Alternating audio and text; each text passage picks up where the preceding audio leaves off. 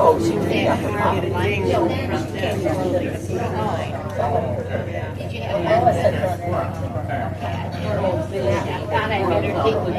Good morning. Want to welcome you to the third of our Faith at Work series. This is a series that has been underwritten by the Calvin Christian Worship Institute. They've given us a wonderful grant, and we've been able to do some wonderful different events and these sorts of things. So we appreciate the opportunity to try something creative in our worship experiences. I'm doing something right now. I'm going to pull out my phone, and I'm going to press this little button to make sure it's off. I invite you to do the same. Just want to also remind you that we have another speaker that will be at the Terrace on the 27th. Bernard Colosso will be sharing some of his background. He's a lawyer, and he'll share a little bit of his background and how he puts his faith into work as a retiree. But today we have the distinct honor of having Bob and SuZie Zorman, who we all know, I'm sure. Yay! I need my Kermit the Frog voice. We'll share a little bit about how they got involved with both magic and chalk art, and we're going to look forward to hearing their story. Before we do that, let's open in a word of prayer. Lord, we thank you for this opportunity to hear two good servants of God sharing their story of how they use their faith to glorify you and the kingdom of God. We bless you for this opportunity to hear from our own community of how faith can be put to work in both the workplace and now in retirement. We bless you, O God, for everyone that has come out to hear this and to support our speakers. In Jesus' name, amen. Well, good morning. Good morning. Faith at Work. Wow. I was asked to talk about how I got into magic, and SuZie's going to talk about how she got into chalk art. Some of you know me as MagicBob. Probably more of you in this community know me as Pastor Bob. But I didn't become a pastor until after I moved into Holland Home. I decided that after retiring from being an engineer, I worked at Spectrum Health. God wasn't done with me yet, so I went back and now I'm Pastor Bob. My mother even called me Magic Bob. Well, I got started in magic in the 4th grade when I found out it impressed the girls. But I had it as a hobby for many, many years. And SuZie and I got married in '69. It was in the middle to late 70s. We were attending church at Mountain Christian Church in Joppa, Maryland, the church we got married in. And at that church there were 6 pastors. It is a big church. Wow. Number 6 in the pecking order, Dr. Harold Robbins, Lloyd Robbins. Whenever he would preach, which wasn't too often when there were 6 of them, and particularly considering that the guy at the top of the list doesn't want to give up his pulpit at all. But once in a while he'd be up there, and whenever he did, he always had a magic trick to illustrate his message. Well, that's kind of cool. And so whenever he was preaching, I made sure I didn't miss, because I didn't train me. Then I started teaching middle school, boys Sunday school class. If you've ever done that, it's a challenge. And so after talking to Dr. Robbins, who also taught Greek, by the way, at the nearby Bible college. He's an impressive man. I was watching over his shoulder one time in a men's Bible study, and he's got his Bible out and he's reading English. It was all Greek. Yeah. He's translating it that proficiently. English is coming out of his mouth, but Greek's going into his eyeballs. I was amazed. Well, in any case, after talking to him, when I was teaching the boys' Sunday school class, I had a small collection of magic tricks in the closet. So I tried to figure out something each week to illustrate the lesson. Well, the next thing you know, the class size doubled. and which is God, not me. And then Dr. Robbins, we had a bowling league in that church. Dr. Robbins would occasionally entertain at the bowling banquet. Well, one year he couldn't do it, so somebody said, "Bob, can you do that?" I went, "I'm used to middle school boys." And so I did it, it went great. And then the church up the street says, "I hear you do bowling banquets."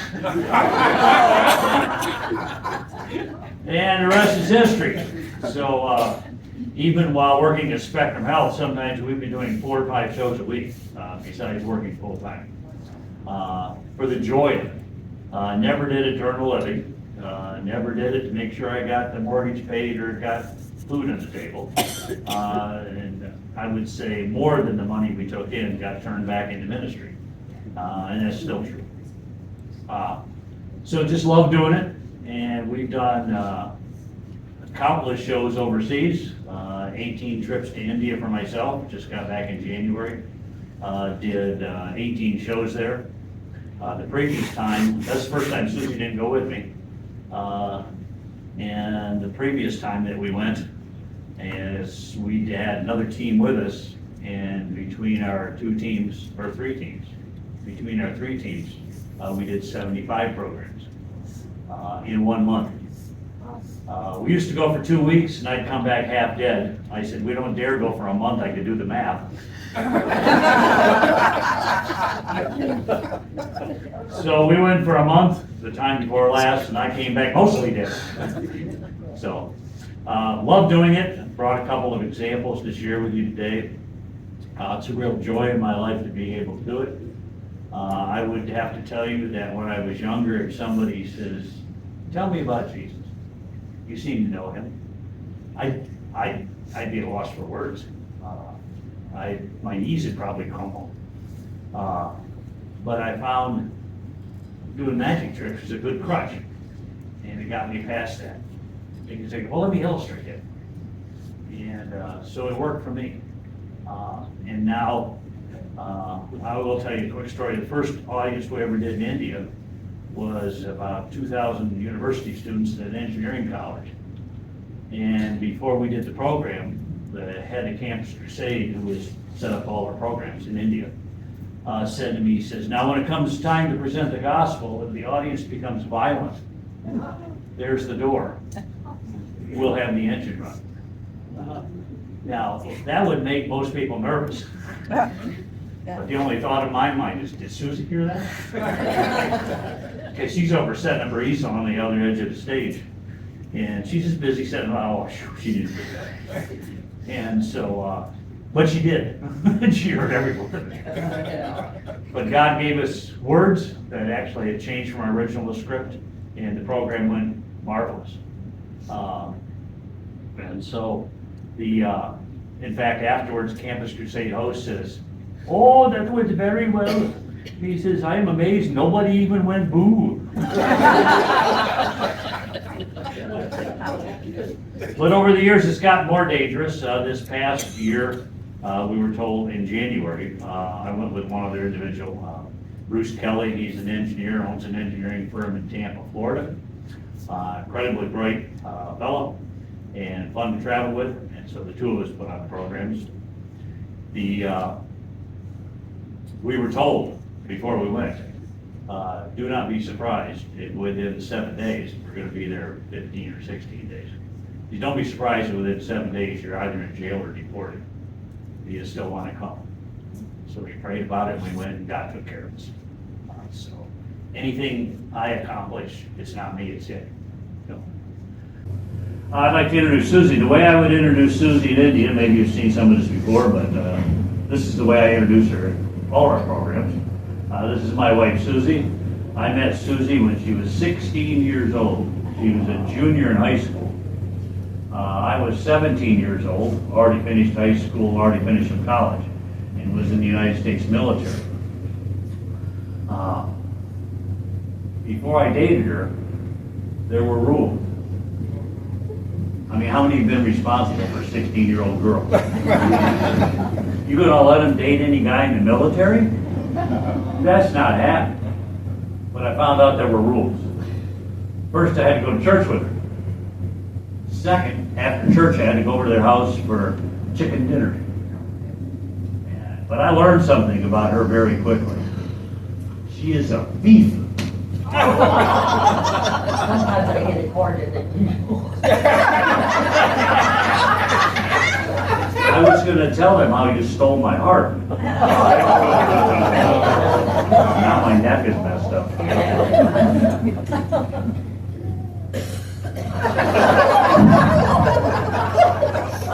Susie gonna be doing a couple pictures today, a small one and a big one. Here's Susie, and she's gonna do her small one. Well, I want to tell you first off, yeah, talking is not my thing except one-on-one. But, because I lose things. But I was, from the very beginning, firstborn, very blessed, not secondborn, very blessed. Always felt loved, always had people around me who loved the Lord. So I should have done much more because I just had so much poured into me. But I also had this guy, and I'm going to do his picture for you today. I had this guy who was always giving me a hard time. Not me. And Okay, later. he had these beady eyes. And it didn't matter what I did, he was just always at me and making me feel insecure and making me feel like I couldn't do anything. I wasn't capable. And I have 3 words I usually use and I can't even think of them right now. So, but anyway,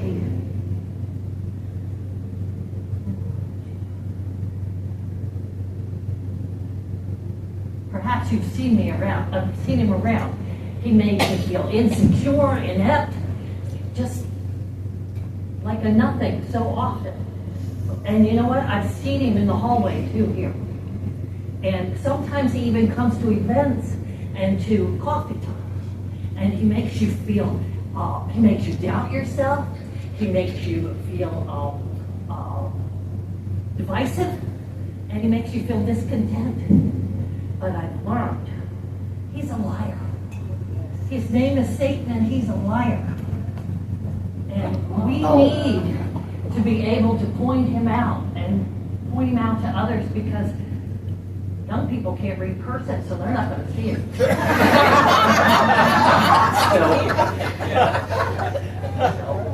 That's probably the hardest thing I've had to deal with. Back to you, Bob.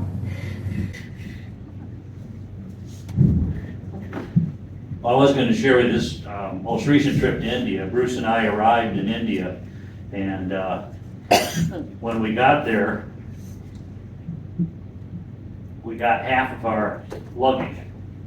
The half that had our magic and props in it didn't show up.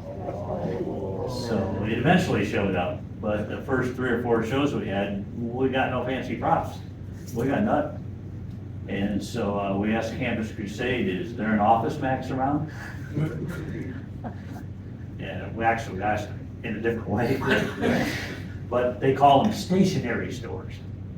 So we went to a stationery store and stocked up on stuff and put on a show. Kind of inventing it as we went along, or ad-libbing or tap dancing, whatever.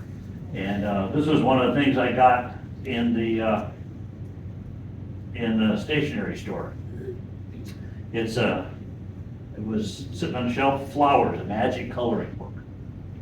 But I learned something when I got it, that there wasn't anything in it. It was just worthless. And so then I figured, well, what are we gonna do with this, Bruce? Bruce said, well, why don't you just make some outlines in there so they can see it? And so after just a wave of my magic wand, we had. They're supposed to be like that. Doesn't work. But then in order to color this, I never got around to coloring it. Maybe you'd help me. So here, let me grab some. Well, here they are. I have some invisible crayons. I'm going to float them over your head. Here they come. Everybody reach up and grab your favorite color. Everybody. Go on, Carolyn, reach up and grab your favorite.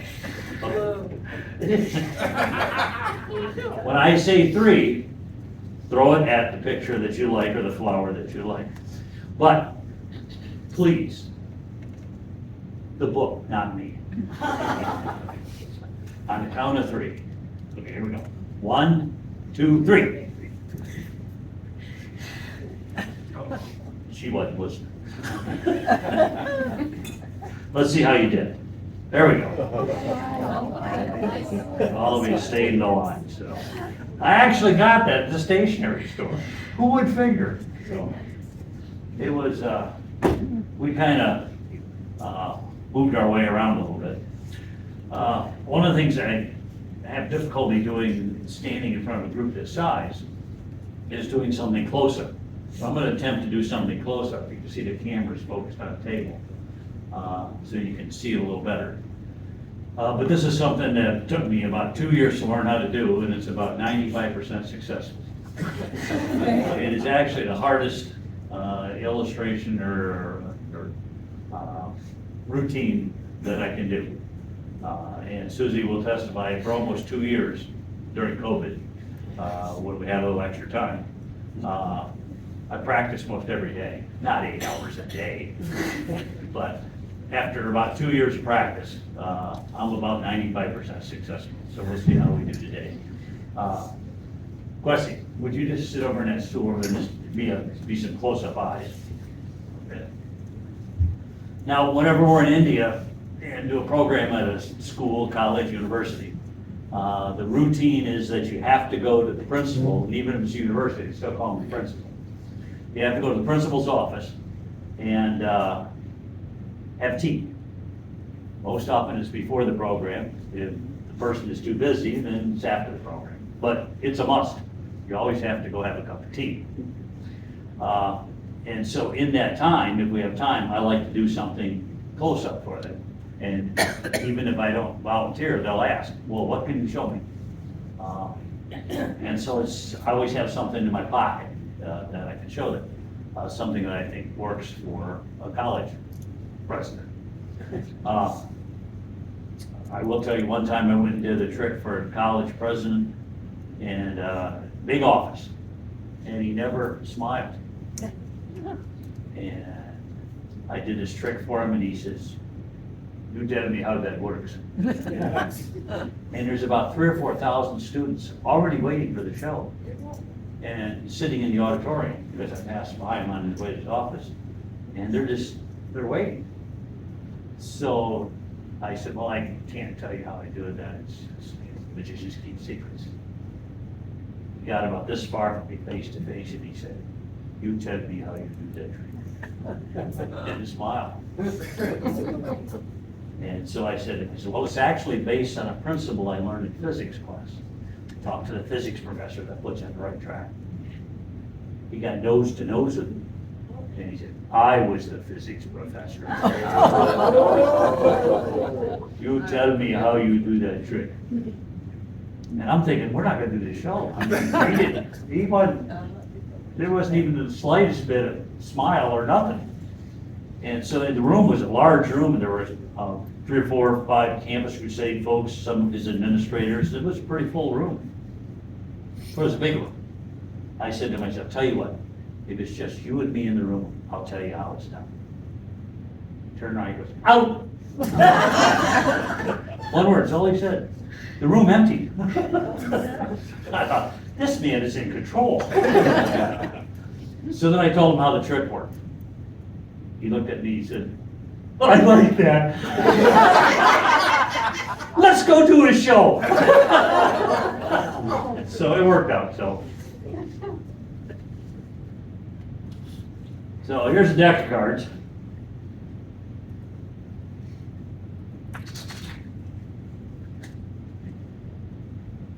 We'll give them a few shuffles. Good math question. Give a couple more little mix-ups here. Now, good math question. How many variations are there for a shuffle deck?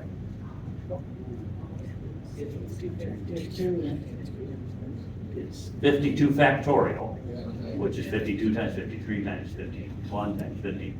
The number that results from that is a number that's larger than the estimated number of atoms in our Milky Way galaxy. So once a deck is shuffled, the odds that it's ever been in that position before are near infinity. I just think I love big numbers. I just like it. So 52 cards. Oops, wait a minute. I think there's a joker in here. Hang on a second. Besides me. Now you're memorizing the order. There's the joker. Okay. What I'm going to attempt to do in about 30 seconds is memorize the order of these cards. So, give me about 30 seconds here.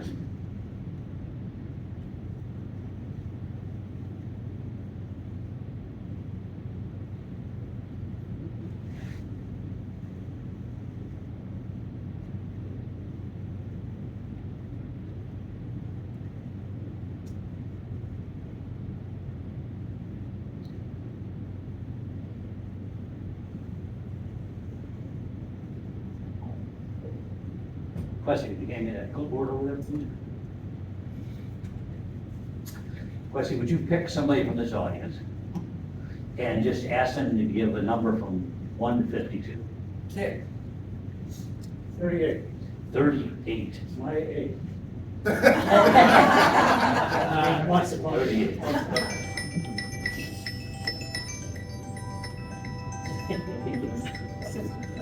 The 38th card over. You can roll that distracted. I think it's the 10 of hearts. So, got that recorded. Pick somebody else to have them name any card from the deck of 52. Eight of spades. 8 of spades. 8 of spades.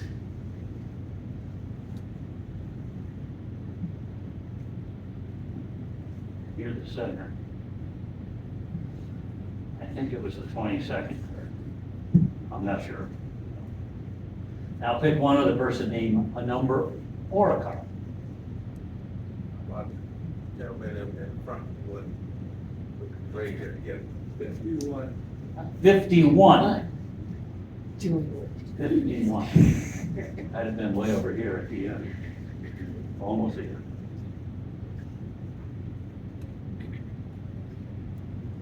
Red. Because I focused there last, that's harder. I'm gonna go. Ace Hearts. Okay, could you just hold that up so people, so I don't forget either? That was supposed to be me. Okay, Ace Hearts is second from the back, so let me just turn these over. It's the 51st card. 52 is the one you can see right here. Underneath here should be the Ace Hearts.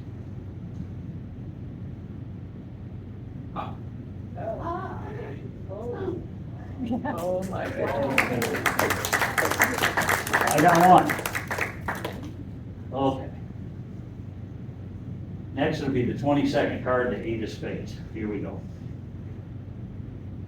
1, 2, 3, 4, 5, 6, 7, 8, 9, 10, 11, 12, 13, 14, 15, 16, 17, 18, 19, 20, 21.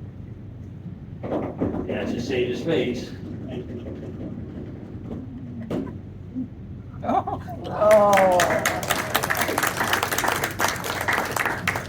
And the 38th card, the 10 of hearts, there was 22, 23, 24, 25, 26, 27, 28, 29, 30, 31, 32, 33, 34, 35, 36, 37.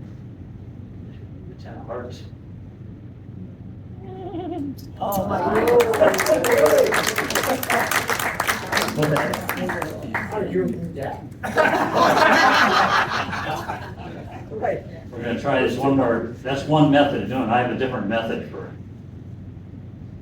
my backup. This is how they shuffle cards in Las Vegas, by the way. I don't know that from gambling, I just. But they do it face down. I think they call it washing cards. That's the way they spell it. Push it back. If you want, Wes, you can reach over and cut it. Okay, I'm gonna attempt it one more time.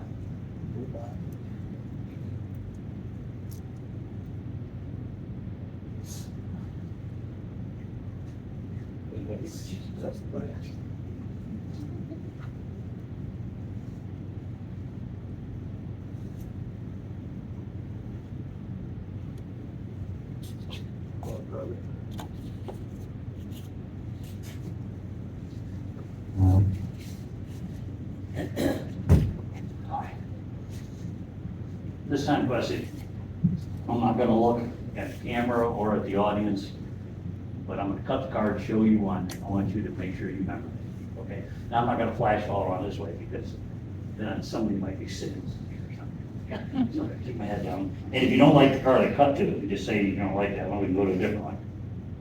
You like that one? Okay. I couldn't possibly know what card to do. So you have to tell me, then I'll see if I can remember where the heck it is. 9 parts. 9 parts. Well, I know it was near the middle because I cut it. I think it's right underneath the king of clubs. You see the king of clubs right here? Wesley? What's right underneath the king of clubs? 9 parts. Oh, my.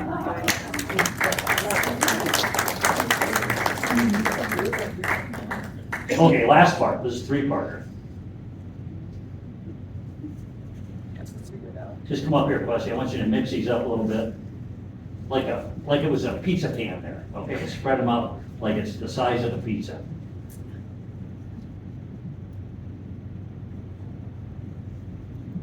All that. Satisfied to mix up? Okay. What I'm gonna attempt to do is memorize this picture. You ever do those pictures in the puzzle books where you gotta tell what's different between the two of them? That's this part. What I'm gonna do is try to memorize this order. Then I'm gonna have you come over here and turn one face down, okay? Now, don't turn one face down that I can't see to begin with. Actually, not fair. Okay, and then, as I suppose you turn this one over, put it right there. I mean, don't pick one up here, put it over there. But I'm not that good. Okay. So.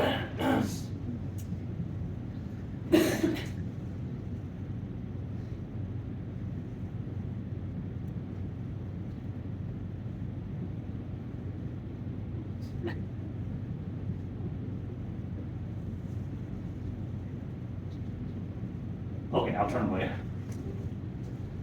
Turn one face down.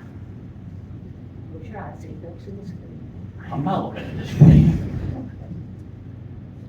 Tell me when you're done.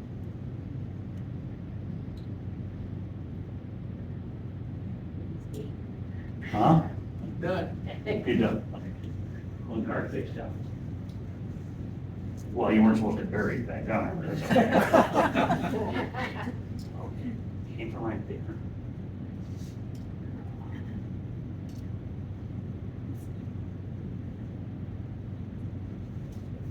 Oh my. My leaves are both in.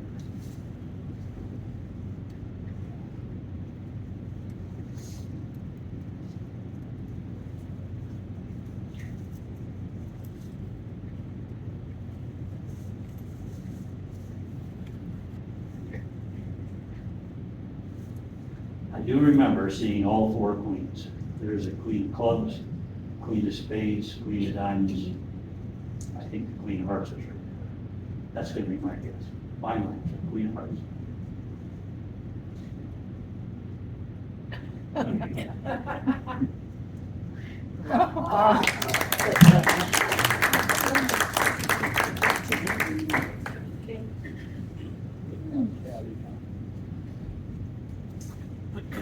Miss Susie. Give me enough time.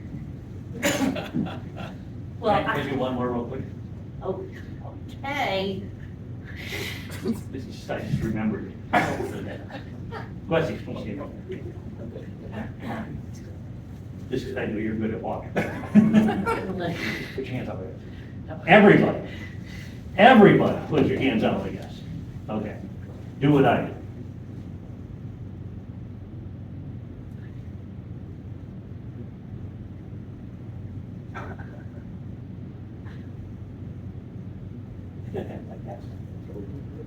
Tight, tight. I mean, don't let go. Now, do exactly what I do. Hold it tight.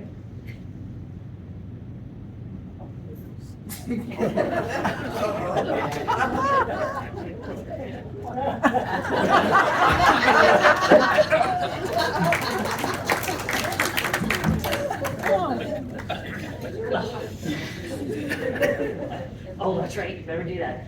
I had my first chalk art class in Maryland by a guy who is from Muskegon. And he was actually called the father of blacklight chalk. And a lot of people don't know it, but Michigan had more chalk artists than any other state for quite a few years. So the plan was, Bob always had this plan, we're coming back to Michigan. I'm from Maryland. We're going to come back to Michigan and live in Michigan and retire in Michigan.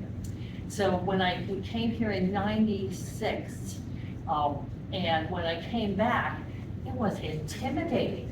There were so many chalk artists around here. It wasn't funny. And Maranatha Campground had a building that was specifically for chalk artists. And you could go there lots of times in the summer and take classes. And I only taught once or twice a year for a convention. And so I would send my students there, and because you would stay for a week at Maranatha, sometimes 2 weeks, and get a class. He died a few years ago. Don Daverman, a lot of you might remember, because he was considered the Grand Rapids, the biggest one in Grand Rapids at the time. And he lived at Raybrook in his last years, and his equipment burned up in his car one night after he'd done a program. And he had called me because he's better than me, but we were compared sometimes because we both got in trouble, me more so, for drawing too fast. Because it used to be your chalk artist took anywhere from a half hour to an hour to draw one picture. And they could do it to preaching and music and stuff like that. So when Bob gave me 15 minutes in one of his programs, I told my fellow chalk artists, and they told me I was going to mess up the chalk art community, that I was going to degrade chalk art. And I always did it to, everybody did it to four-part harmony. That's the way it had to be done, because it was dedicated to the Lord in its conception, and said to have been drawn on the hearts of men and women and boys and girls. And so you don't see chalk art any place really, but in the church. And it's dying out right now, actually, when AI has taken over, I think, a lot of that kind of stuff. But anyway, my pictures ran between actually 6 minutes and 15. Now I really struggle. Most of the time, it was 9 minutes was my number for how fast I drew. But now most chalk artists take 25 minutes or less, because they've realized our audiences today won't sit for that long. You gotta move it. And he won't give me any time. So anyway, but we just had the pleasure, we came back from going by train to Seattle. And it reminded me of the fact that one of my goals was to see Mount Rainier. Because as a chalk artist, you're always supposed to have a mountain picture. And I hadn't done a mountain picture in many years. And most people did Mount Rainier. And the reason being is because mountains, people tend to want to go have those mountaintop experiences, to know God from the mountain. And a lot of people will say they see God in the mountains, and they know His majesty from the mountains. And so you're going to get my Mount Rainier picture.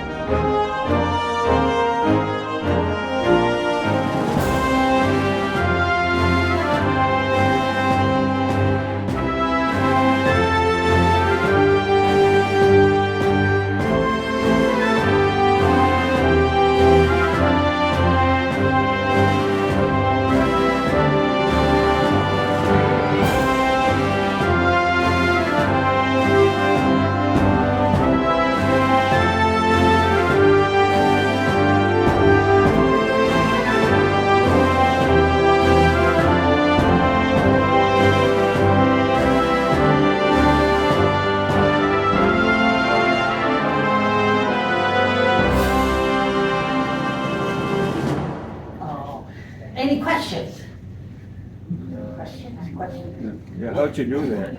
Yeah. What do you do with that cloth this afternoon? This, I will throw it in the wash, and it's gone. We discovered this when we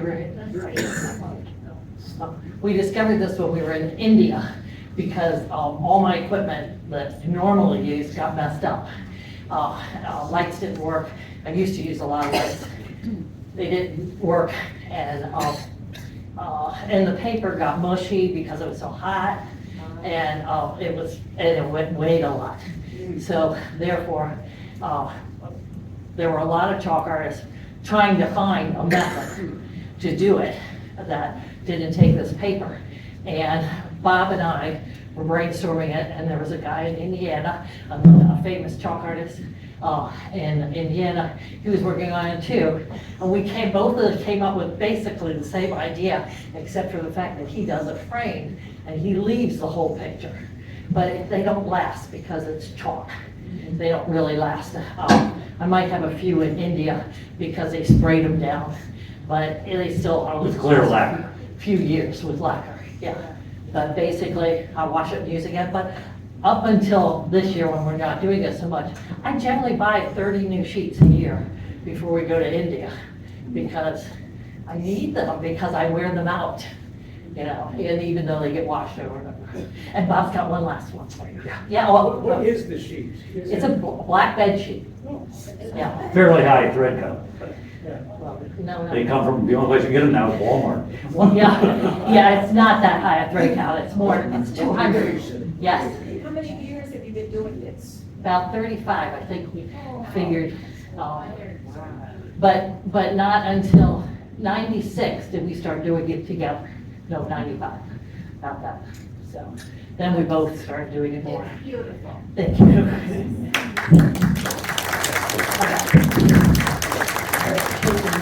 I will tell you, my last trip to India, I was at the Campus Crusade headquarters, and a lady says, "Oh, there was a magician I saw many years ago." He said, "Maybe you know him. He had a lady travel with him to these beautiful pictures."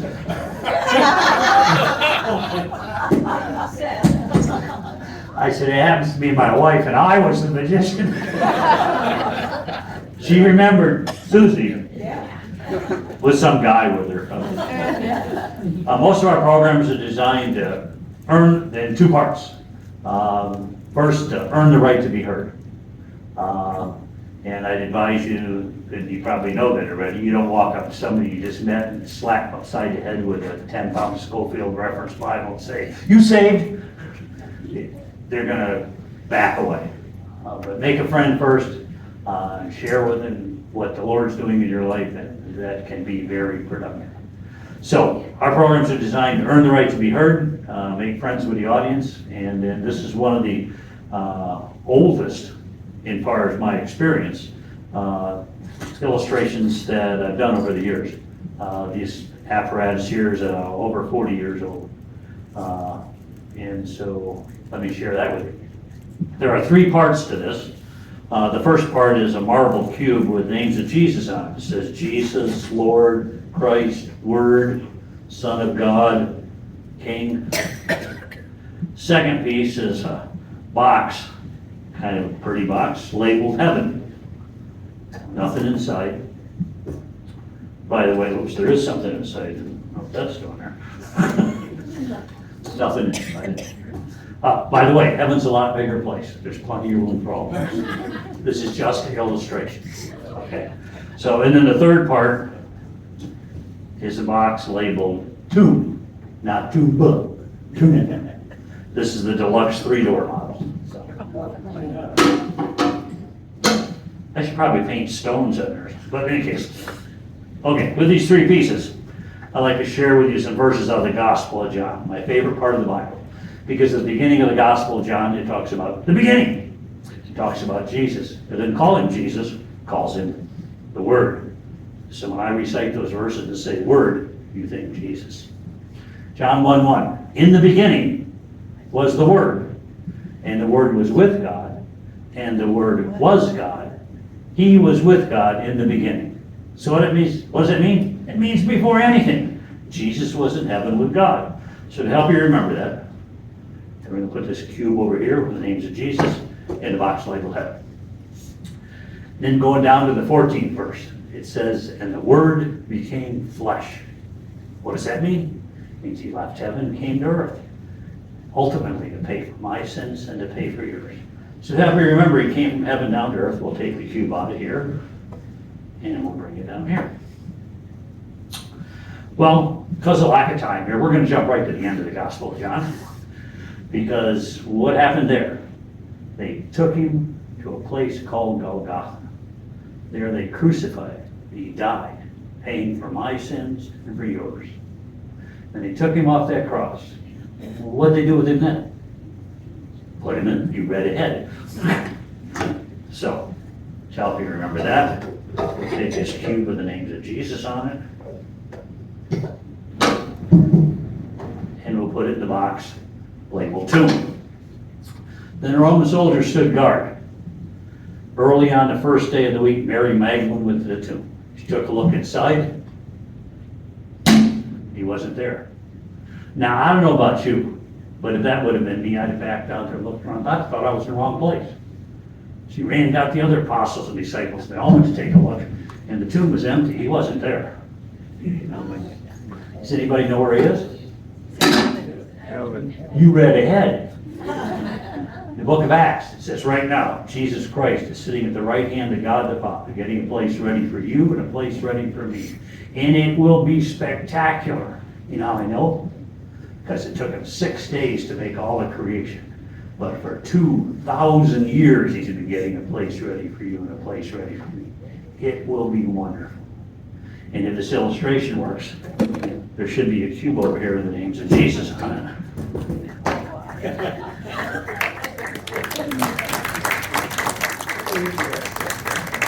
Now, I did this trick one time, or illustration one time, and a little girl in the front row, could have been you, said, "It's a miracle." I said, "No, it's not a miracle. This is just a trick and illustration. But what he did in my life is truly a miracle. And he can do the same in yours." And now when we're in India, sometimes we close with Campus Crusades encouragement, directing people to the website, everystudent.com. That's a website where Campus Crusade clearly, more detailed, explains the gospel, explains how they can turn their life over to Christ, who to contact, gives them guidance and leadership in that, aside from Campus Crusade following up themselves. And it's in a multitude of languages. So if you ever run across a student who wants to know more and you don't have time, send them to everystudent.com. That's the end of our presentation, unless you got some questions. You want to moderate a couple questions? How do you do that? Any questions for Bob or for SuZie? Any questions about any aspect of their development? Yes. How'd you do all that? The standard magician's answer is Do all that. very well, I thought.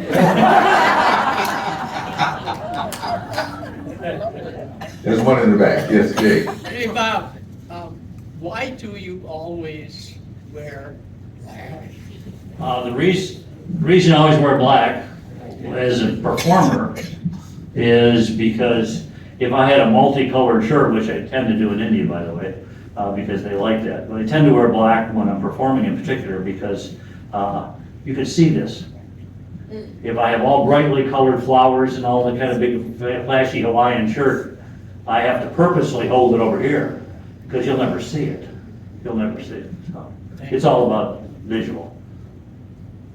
Are you going back to India again?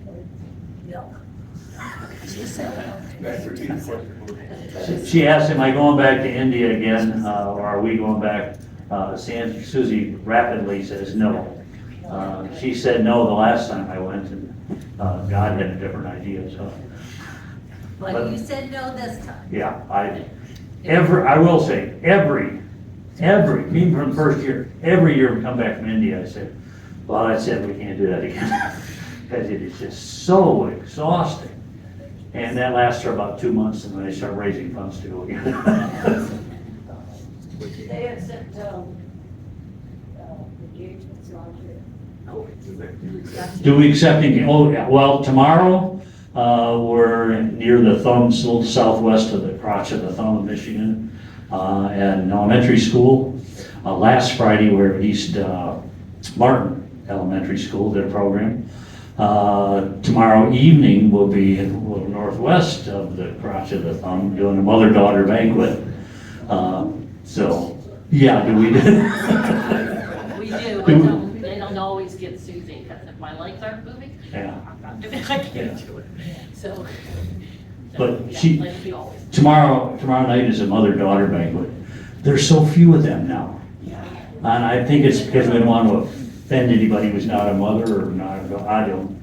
I think we're so afraid of offending people. I go to the last mother-daughter banquet I went to, I think little boys were there too, because they don't want to, offend anybody. But I will tell you that, not exaggerating, 1 year, long ago, SuZie and I did 17 mother-daughter banquets in 1 year. And I love mother-daughter banquets, because ladies are always sitting around going, oh, what are we gonna do next? Men are sitting there like, at a father-son banquet. Fool me in front of my son, just try. I love mother-daughter banquets. And the food. Are you restricted in terms of what you can do and show in India? For example, this one, can you still act this one out? No. Well, it depends on the audience. This particular year, we had a larger number of, which was rare in the past, but present, but a larger number of Muslim audiences. And so our goal with a predominantly Muslim audience is indirectly talk about the difference that the Lord has made in our lives. Not saying He can do that to you, but that's subtly there. And then the everystudent.com is generally in the background somewhere on a poster, or it's visible. But it's more about making friends there so that Campus Crusade has their bigger foot in the door. Well, I have a friend who had ministry. He was from South Korea, and he's from Calvin. And he had a ministry, missionary. And they were talking out in the first president. I was surprised to hear that he went there.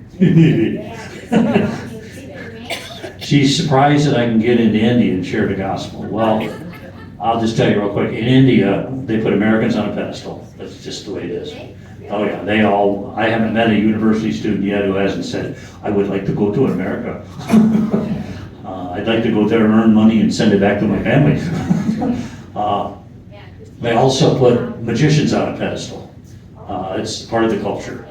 I go through the airport and they'll x-ray my bags, and the bag with all the magic stuff in it doesn't have clothing in it. So it looks unusual, and invariably they will say, can you tell me what this is? Pointing with a screen. And usually when I'm traveling, it says on my shirt, magician in 6 South Indian languages. And I say, I'm a magician, that's magician's props. And the answer invariably is, you are a magician? I go, yes. Say, excuse me for interfering with your journey. One time a security guard said to me, he says, oh, can you show me a trick? I said, well, sure. So I'm reaching my pocket to share something, and it dawned on him what he had done. He backed up 3 feet and he says, forgive me. He says, I'm interfering with your journey. And I said, no, I can show you something. He said, are you sure? And when we travel, part of our introduction is, I would say, Bruce and I are tourists. We're traveling India. This is Bruce's 4th time here. I've been here a few more times. I just love India. Love traveling all around India. We've been all over India. And when we have time in our travel schedule, we like to stop and do a program if we have the time. We never say tourist. We're always tourists. Yes. We never say missionary. Oh, no. Any last question? Thanks for coming so early in the morning. Again, just want to remind you that on the 27th at the Terrace, we'll have another one of these in the Faith at Work speaker series. You'll get a chance to hear Renard Colossa, and I'm working on June now, so I may be calling some people. Thank you again. And there may be a few cookies left and coffee.